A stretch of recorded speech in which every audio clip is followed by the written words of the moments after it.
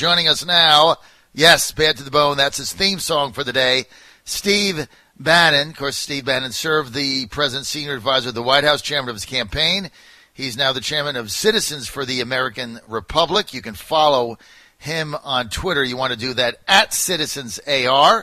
He's also the chairman of the advisory board, WeBuildTheWall.us, and that prototype of the wall going up now in San Diego, having a tremendous impact, as many people are saying that work on the border there. And he's joining us now, Steve Bannon. Great to have you with us, Steve. Thanks for having me on, John. The Syrian situation, Steve, what's your perspective? You know, for the president, it's the first time that really a large part of the party has not voted with him. I think this vote yesterday in the House was very disturbing. I mean, there have been two votes in the last 48 hours. Number one, the Hong Kong vote, which the president hasn't been particularly strong on Hong Kong, was unanimous. It was a voice vote on the floor. It passed, I think, 435-0. And then you had the Kurdish vote last night, or the Syrian vote, or yesterday afternoon about 2:00, which 60 Republican members, principally Freedom Caucus, led by Mark Meadows and Lloyd Gohmert and Jim Jordan, stuck with the president. But a lot of very strong supporters of President Trump, including Devin Nunes, Scott Perry, and others who are strong national defense types, voted for the rebuke. And so I think this is very disturbing, particularly going into this impeachment fight. You know, the BBC's reporting, you know, the president's letter yesterday, which he handed out, you know, he handed out to people to, at the meeting.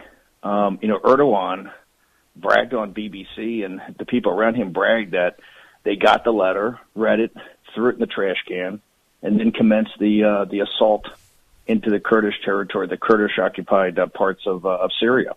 And so Erdogan is bragging about that, and BBC is reporting it. It's all over international news, and they're going out of their way to brag about it. You know, Mike Pence, the vice president, Secretary of State Pompeo, and the National Security Advisor O'Brien have just arrived in Ankara this afternoon, Turkish time. Erdogan has been on Sky News saying he's not going to meet with them. So if Trump goes over, he'll meet with Trump, but he's not meeting with these guys. Now, it's been reported right now that looks like they're working out something to meet, but his arrogance is, you know, something I think people should focus on. He's not a friend of the United States. I don't care if he's a NATO ally. That's kind of a historic, replica from the Cold War. Erdogan is one of the most dangerous guys in the world. He's as dangerous as the mullahs. He is very focused on recreating a Ottoman caliphate. And I've been saying on the 100th anniversary of when Ataturk, you know, shut down the Ottoman caliphate in 1921 after World War I. So Erdogan's a dangerous guy. He's in business with the Chinese. He's in business with the Chinese Communist Party. He's in business with the mullahs. And he's not a guy to be trusted. And I think he's gone out of his way to insult President Trump. I think he's gone out of his way to lie to President Trump. I think he's gone out of his way to double deal the United States, and not a guy to be trusted. So if you were in the White House right now advising the president like you were, what would your advice be? Well, it's very simple. President Trump has done more. You know, America first doesn't mean America isolationist. It means that where it's in the vital national security interest of the United States, it'll be the vital national security interest of our allies. President Trump, if you remember, let's go back to the inauguration speech. You know, the American Carnage speech. He had a line in there that he wrote that said, we will reinvigorate old alliances and form new ones and unite the civilized world to eradicate radical Islamic terrorism from the face of the earth. Now, that's a pledge he made to the American people. The reason he hired Jim Mattis was to go after and to destroy the physical caliphate of ISIS that, quite frankly, was a more functioning country in either Iraq or Syria. Right. Remember, John, they had 8 million people. They had tax revenues. They were in both Iraq and Syria. Mm-hmm. And, you know, whether it was Mosul or Raqqa, we were going to go after them. And the president, focused on that daily. You know, President Obama had told us that was a generational struggle. That was going to take 20, 30, 40 years. The president and, the Pentagon, which he devolved to the combatant commanders to actually fight the war against ISIS, he destroyed the physical caliphate essentially in 18 months. 24 months. Mm-hmm. And this was kind of a rear guard action. look, I was one of the guys who very much support getting out of these endless foreign wars, like in Afghanistan and particularly Syria. I was the one person, as you remember, that fought hard against doing the missile strikes into Syria. Right. And all the Morning Joe crowd and McMaster's and Joe Scarborough all cheering it on, right? Right. I had been on naval combatants that had been in battle groups that had fired cruise missiles, right? So I knew that how ineffective they could, potentially be. So my point is, I'm a huge supporter of the president, huge supporter of the president's strategy, but why give away a victory? The one thing that Donald Trump's focused on is we don't want these nations as protectorates. We want them as allies. NATO had devolved to be a protectorate. The Gulf Emirates had devolved to be a protectorate. Around the South China Sea, they're all protectorates. In the Northwest Pacific, Japan and South Korea, they're protectorates. What they have to be is allies. And what allies have to do is they have to put money into it, they have to put national commitment into it, and they have to put bodies into it. The one thing you say about the Kurds is they're an ally. 10,000 of them have died fighting ISIS. And look, you've got Iraqi Kurds, you have Iranian Kurds, you've got Syrian Kurds, you've got the PKK, you got the YGP, you got all these different elements of the Kurdish population. And some are bad hombres, right, as the president would say. But I think on this one, and I think this is another thing of staffing around him. I think this is poor staffing. I think this is poor staffing, poor briefing, and I don't think the timing could be worse. And the president's done a magnificent job. We destroyed ISIS, the physical caliphate. There's still, obviously parts of them there, elements there.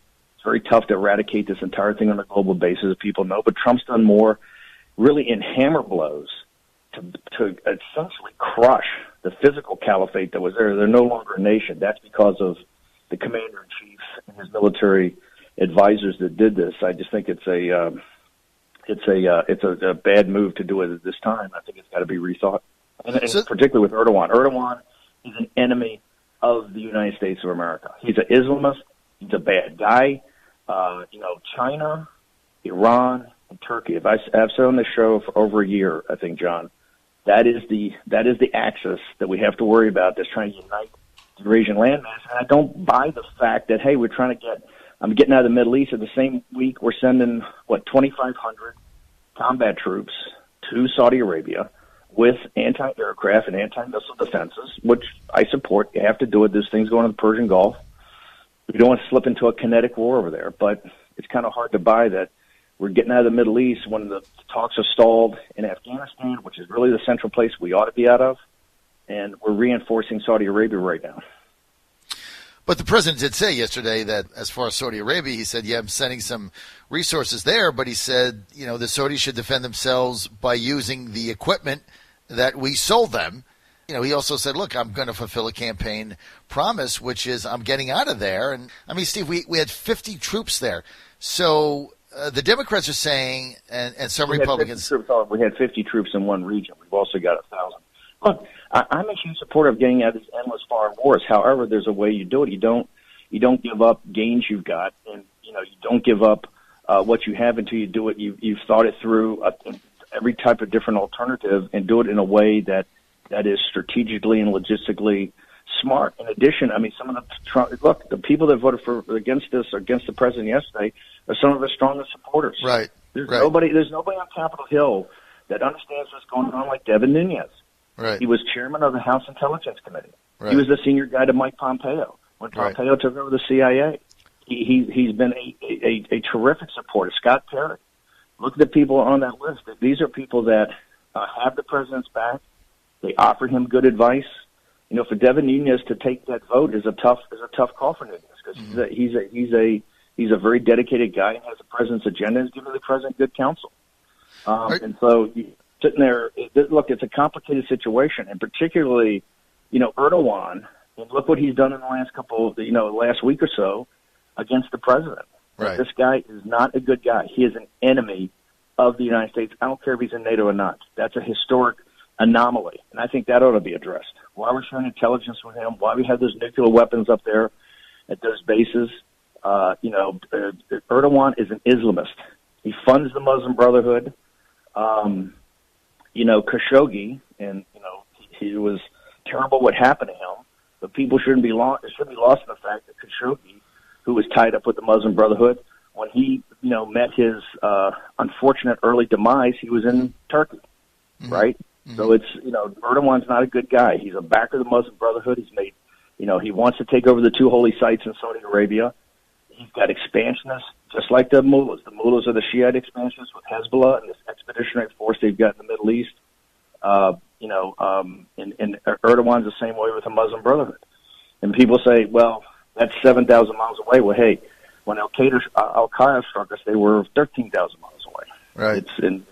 I would love to bring everybody home. I was on a destroyer in the North Arabian Sea in the Persian Gulf back in the 70s or in the early 80s. My brother was in Libya as a Navy pilot, I think in 83. My daughter served in Iraq. So and we're just blue collar, we're not military leaders. We're just basic schmendricks in the United States military, in the Navy or the Army. But it's, we've been engaged there, and it's time. Obviously, we got to figure out how to have people defend themselves. But there's a way to do this and a way not to do it. So Erdogan not meeting says he's not going to meet with Pence or Pompeo. He took the president's. Said that in Sky News. I think the latest report. No, he just said it. He said it like a half hour ago. He also said that he took Trump's letter and threw it in the garbage, and that the only person bragged about it. The BBC had all of his generals, everybody laughing at it and bragging about it. It took a very, regardless of what your opinions are of that letter, it's pure Trump, and it went to him, and people have, some people say it's appropriate, some people say it's inappropriate. Let's leave it aside. It still came from the President of the United States, representing the United States of America, and to have a guy, quote unquote, supposed to be our ally, mocks that letter, right, throws it in the trash, and then they're making a big point that we got the letter and then we invaded. I think that tells you everything about Erdogan that you need to know. So what should Trump do now, Steve Bannon? Well, I think the president should, you saw the picture yesterday with Nancy Pelosi. You saw General Milley. He's got some great people around him. Esper is a terrific Secretary of Defense, I think. General Milley is a fantastic, he's a Princeton graduate, hockey player. I think very much cut from the same cloth of a guy like President Trump. I would convene the people around you. The circumstances change every day. Obviously, you've got your starting squad. You've got Pompeo, Pence, and the National Security Advisor, O'Brien. I think O'Brien was a great choice. They're over there right now. Let them report back and see where this thing stands. But I don't think we ought to be taking a lot of guff from a guy like Erdogan, and particularly, and I'm a big believer in sanctions. I'm a big believer in economic war. I think we ought to go beyond sanctions on Turkey if we have to, and do actually economic quarantine, which we should be doing in Iran.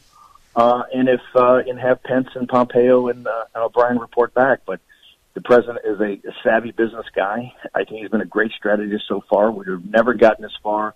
What Obama told us is going to be a generation. It was 18 to 24 months under President Trump as he committed to the American people. Mm-hmm. So I think it's time to get your advisors around you and rethink where we are. Well, just one more thing. Erdogan says he'll only meet with Trump. Do you think the president should go there? Absolutely not. Not right. No. Right. If Erdogan does not meet with the Vice President of the United States, if he does not meet with the Secretary of State and the National Security Advisor, which is the starting team of the United States of America under our Commander-in-Chief, that they should get on the plane and come home, right? And we should say, game on. Right. This is how you're going to react, bro. We're rethinking this right now. Yeah, well, that's a rebuke. On the show, Erdogan, I don't care about this NATO. The NATO thing is he plays footsie there, right? He's a bad guy. He's an enemy of the United States. He's an Islamist. He's a supporter of the Muslim Brotherhood. He's an enemy of Israel, the north flank of Israel. The two situations here, both for the Christians, evangelical Christians, that's the other group that supports President Trump more than any other group, right? And you've had so many of the people in the evangelical church and the Catholic church and the Christian church saying, hey, Syria is essentially the cradle of Christianity. We've got tons of Christians there that the Kurds have been protecting, and that Erdogan is going to be decimated. Mm-hmm. Also, Israel. This also puts Israel in more exposure. So, the supporters and friends of President Trump, the people supporting, back this. But just the arrogance of Erdogan, of how he's done this, and particularly today, even having this conversation about whether he would meet with Pence or not meet with Pence and bragging the Sky News, even if he meets with him. Just the way he's handled it shows you everything you want to know about this guy. Mm-hmm. All right, let's get to impeachment. Democrats are telling me it's real, Steve. They're telling me they've got more evidence coming out. They're telling me there's a bunch of other whistleblowers, not just with the Ukraine call, but many others. I talked to a few senior Democrats over the last 2 days who actually believe that Trump is going to be removed from office. Plus, you've got polling, both Fox News and Scott Rasmussen, which is incredible to me, saying that over 50% or 50% of people think that the president should be impeached and removed for office. Is this real, Steve Bannon? It's Chris Ruddy, who knows the president. You know Chris, John. Yes. Chris Ruddy knows the president as well as anybody, and is a friend of his, and has a thing down in Mar-a-Lago. Chris Ruddy's on TV a week ago saying it's a mortal threat to the Trump presidency. This is as real as you can get. As sure as the turning of the earth, Nancy Pelosi is going to bring 2 charges of impeachment against the president, I think, sometime before Thanksgiving, and that will be abuse of power and obstruction of justice. She has the votes. They're all in on this. You saw this fiasco yesterday at the White House. Mm-hmm. They're all in. So voting on articles of impeachment, to me, the issue is you have to make sure no Republicans in the House vote for that, which I don't think is 100% certain right now. And you have to make sure that the 40 House seats that we lost to the Democrats, particularly the 26 seats that we won, that we lost in congressional districts that voted for President Trump in 16 that we lost in 18, you have to limit the number of people that voted there. You have to make this a purely partisan vote. But no, President Trump is going to be impeached by Nancy Pelosi in the House. They're going to vote 2 articles of impeachment. I don't think there's any doubt about that. The way they're handling this is their decision, but they're doing, they're running the tables here as rapidly as possible.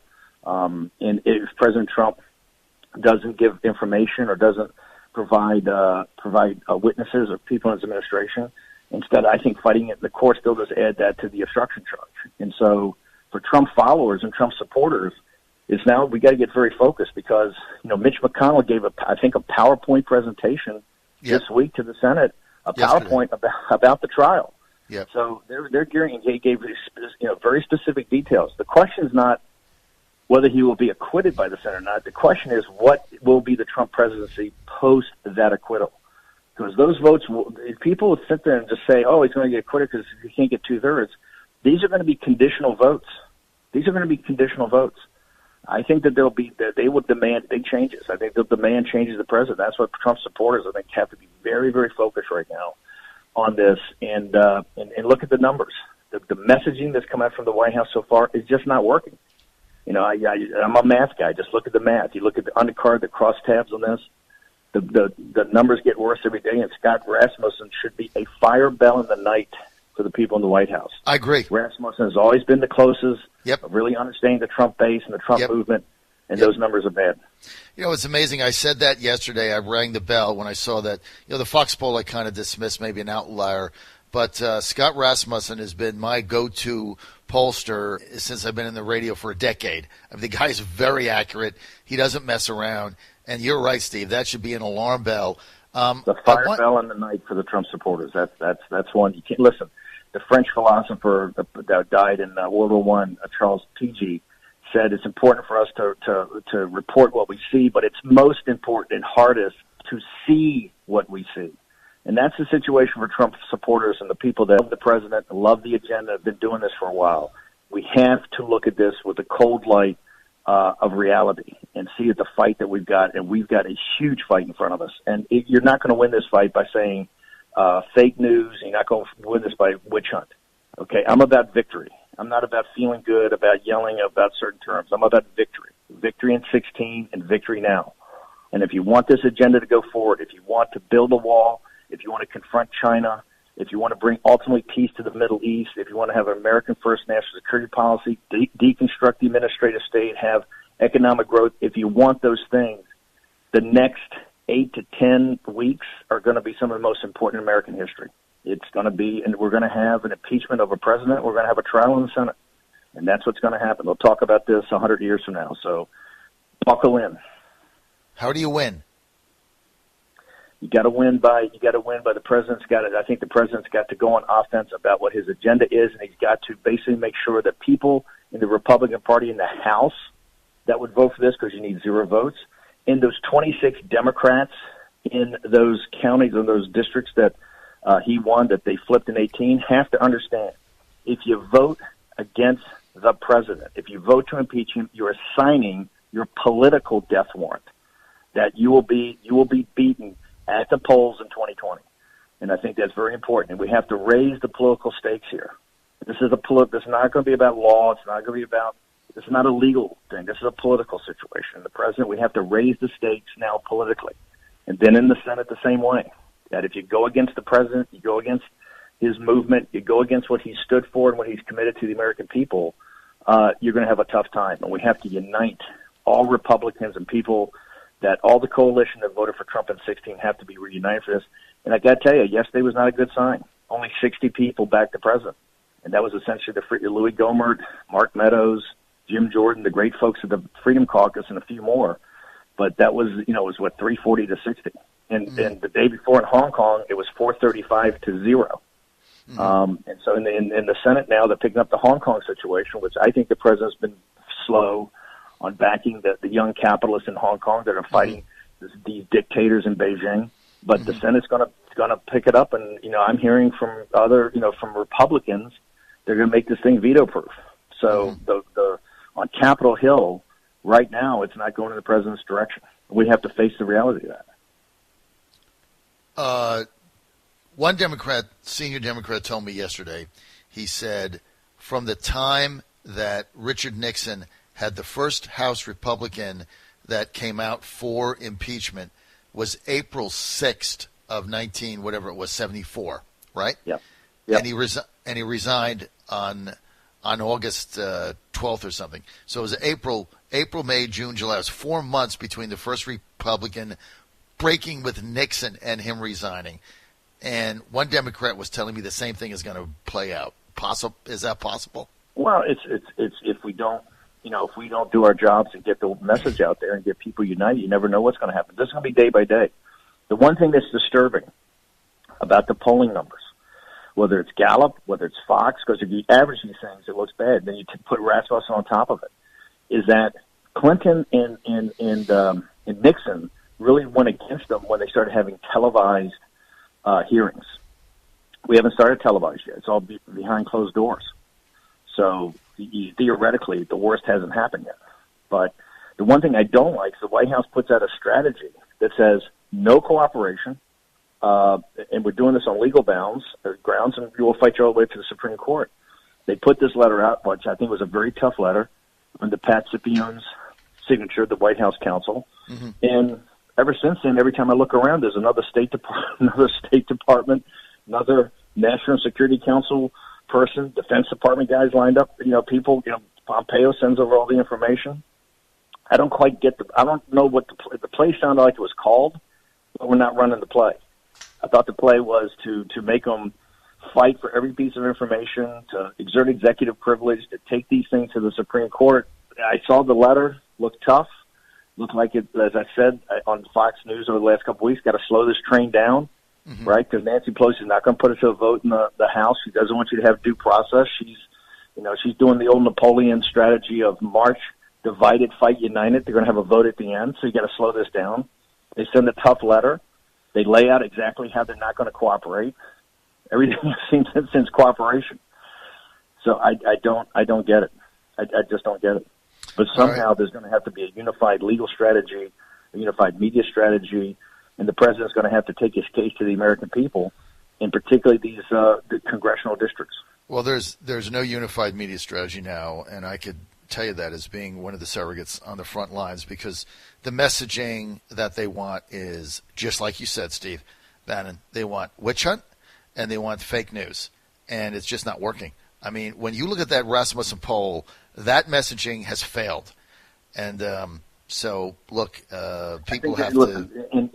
The reason I come on this show so often, as I've said to many people throughout the country, you have your finger really on the Trump base, and you've been on this movement for a long time. And every now and again you make mistakes, like on the NRA, on the gun situation a couple weeks ago. But that's okay, John. I know you. I love you like a brother. You're always with the program. You have a better feel of this. And when you sit there and say, "Hey, I'm not getting unified messaging," and what the witch hunt in the deep state, and the fake news is not working, we're practical people. This is about the president's agenda. This is about a historic presidency. This is about transformative presidency.